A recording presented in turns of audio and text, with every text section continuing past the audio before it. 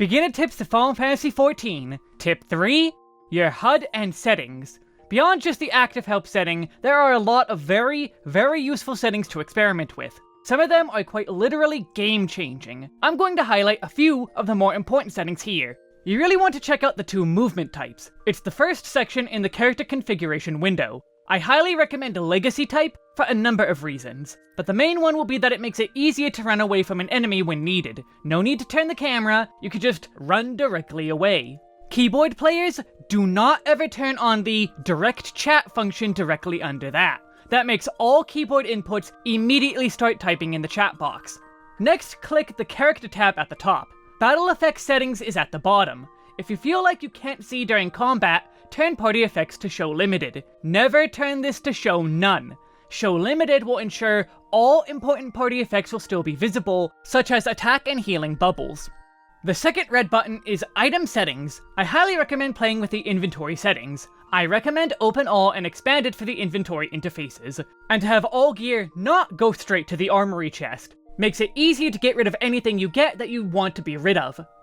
The next red button is UI Settings. Halfway down is Display Action Help along with a position toggle. Put it to fixed and we'll change where it appears at the end.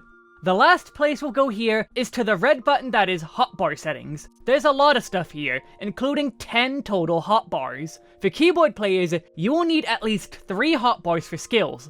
By endgame you will likely be using all 10, with the other 7 hotbars being used for gear sets, general actions, and other things.